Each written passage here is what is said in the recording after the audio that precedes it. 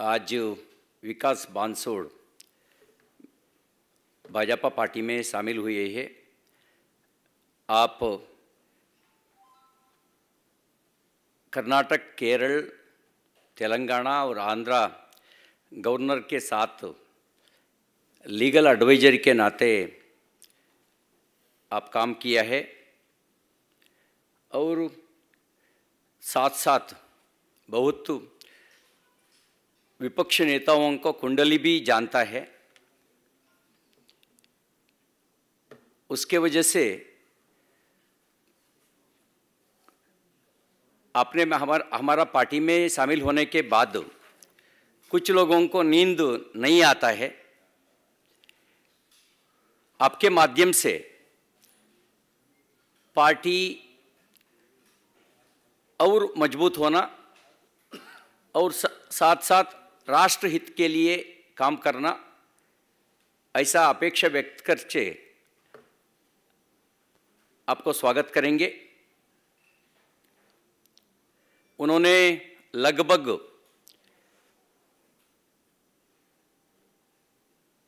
11 साल महामहिम राज्यपाल श्री हंसराज भारद्वाज के साथ और नरसिम्हन जी के साथ काम किए हैं। उसके साथ साथ गवर्नमेंट इंस्टीट्यूशन के साथ भी लीगल एडवाइजर के नाते काम किया है।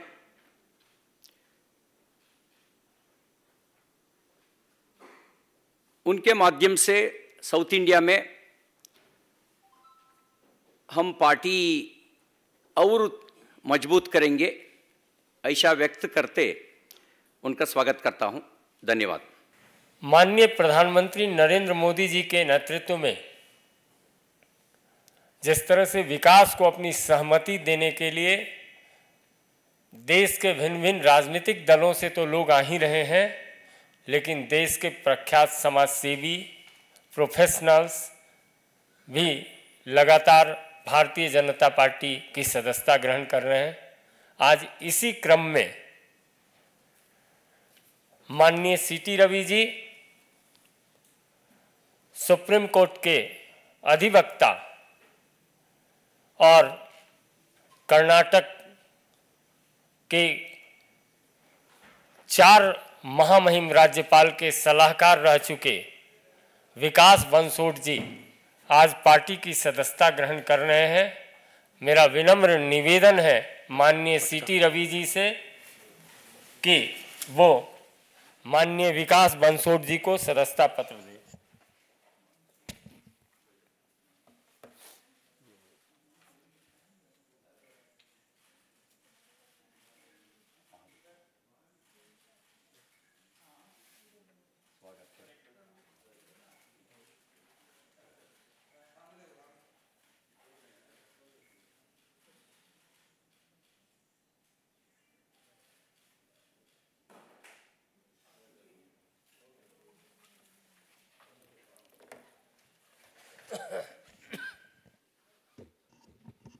माननीय सीटी रवि जी से नमस्कार, स्वागत है आपका हमारे चैनल पर। मैं हूं आपके साथ शिप्रा सैनी।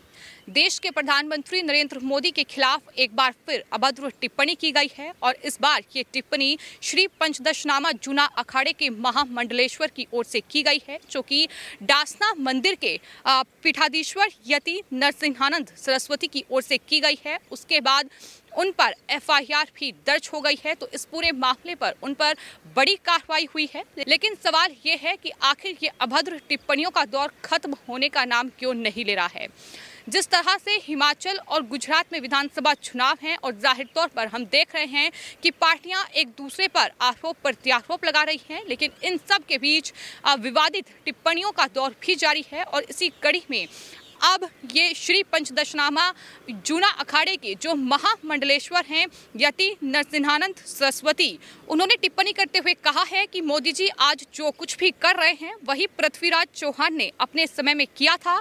कोई भी हिंदू जीवित नहीं बचा, राजा की कोई भी लड़की नहीं गई, सभी लोग लड़की उठा रहे थे, यहाँ तक कि भाई की लड़की को भी उठा लिया गया। तो इस तरह से दरअसल जो कहीं ना कहीं तुलना है पृथ्वीराज चौहान से वो की गई है और इस तरह से प्रधानमंत्री के बारे में ये तमाम बातों का जिक्र किया गया है। इतना ही नहीं, आगे उनकी तरफ से ये भी कहा गया है कि राजपूतों के सभी योद्धाओं को मार डाला गया, लेकिन मुसलमान को मत मारो, बार बार महान बनने के लिए उसे गोहरी गिराता रहता है।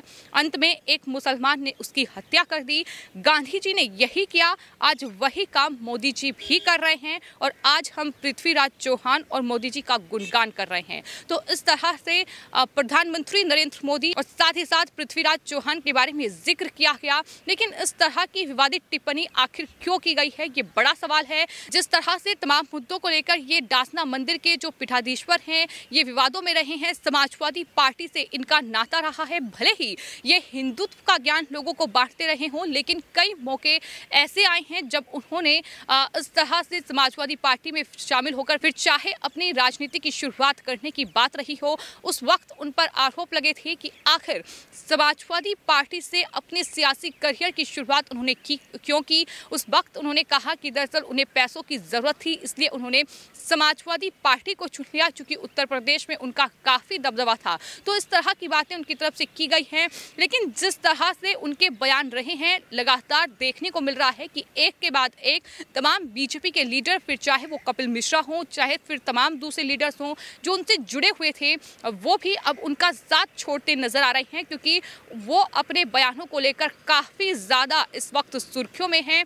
और जाहिर तौर पर उनका यह बयान प्रधानमंत्री नरेंद्र मोदी को लेकर जो उनकी तरफ से टिप्पणी की गई है वो काफ़ी अभद्र है, और जिसके बाद उन पर FIR दर्ज कर ली गई है। गाजियाबाद पुलिस की ओर से इस बारे में जानकारी दी गई है कि उन पर FIR दर्ज की गई है। सोशल मीडिया पर उनका ये वीडियो भी काफ़ी वायरल हो रहा है। जाहिर तौर पर प्रधानमंत्री नरेंद्र मोदी की तुलना इस वीडियो में वो कई लोगों से कर रहे हैं, फिर चाहे वो महात्मा गांधी हो, फिर चाहे वो पृथ्वीराज चौहान हो, फिर चाहे वो तमाम दूसरे योद्धा हो, जिनको लेकर काफ़ी सियासत जो है देश में गरमाई है।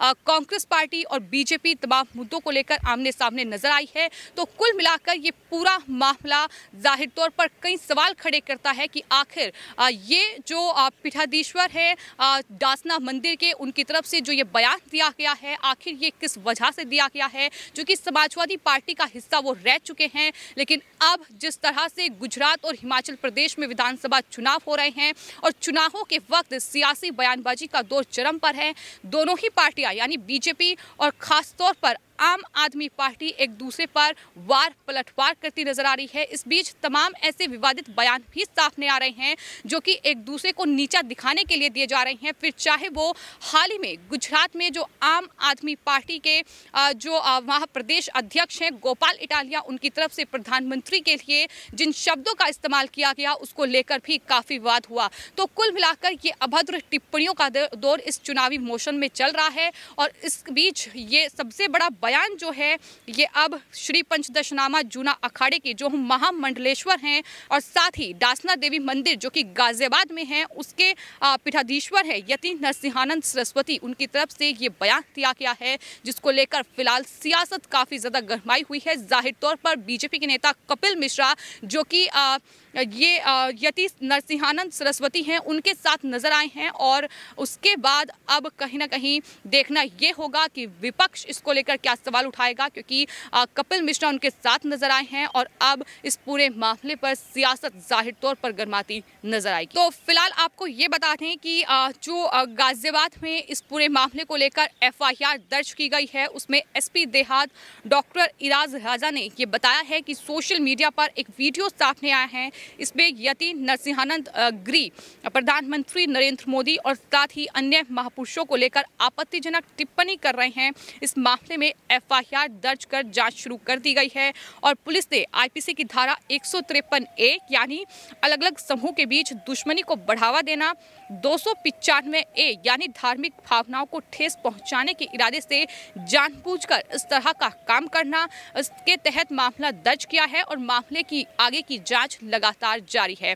तो फिलहाल जो ये बयान दिया गया है इसको लेकर काफ़ी जो कहीं ना कहीं सियासी लड़ाई है वो देखने को मिलेगी जाहिर तौर पर, क्योंकि उनके जो बयान रहे हैं वो बीजेपी के पक्ष में भी रहे हैं, लेकिन इससे पहले वो समाजवादी पार्टी के साथ भी नजर आए हैं। तो जाहिर तौर पर उसको लेकर देखना दिलचस्प होगा कि तमाम विपक्ष के जो नेता हैं वो क्या टिप्पणी करते नजर आते हैं। लेकिन कुल मिलाकर ऐसा लग रहा है कि इस चुनावी मौसम में अगर विपक्ष और तमाम लोगों के निशाने पर कोई है तो वो है देश के प्रधानमंत्री नरेंद्र मोदी, जिसको लेकर तमाम विपक्षी दलों के नेता भी अक्सर इस तरह की बयानबाजी करते हैं। उनकी तरफ से बार बार ये कहा गया है कि अगर प्रधानमंत्री को हरा दिया तो मतलब बीजेपी को हरा दिया, तो प्रधानमंत्री को टारगेट करना उनका एकमात्र लक्ष्य है, क्योंकि प्रधानमंत्री नरेंद्र मोदी जब तक नहीं हारेंगे जाहिर तौर पर बीजेपी को हराना नामुमकिन है। और यही वजह है कि तमाम विपक्ष के नेता एकजुट होने की भी भरपूर कोशिश कर रहे हैं। तमाम जो विपक्ष के नेता हैं, फिर चाहे वो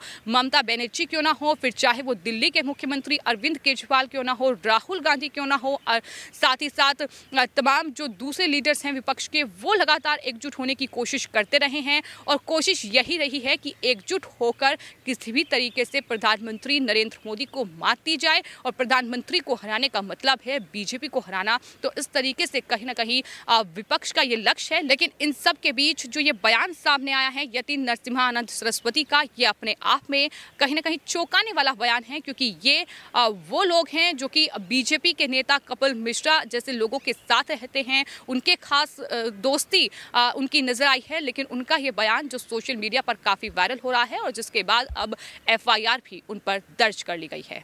फिलहाल आपकी इस पूरे मामले पर क्या राय है हमें कमेंट बॉक्स में ज़रूर लिखें और चैनल को सब्सक्राइब करें। धन्यवाद।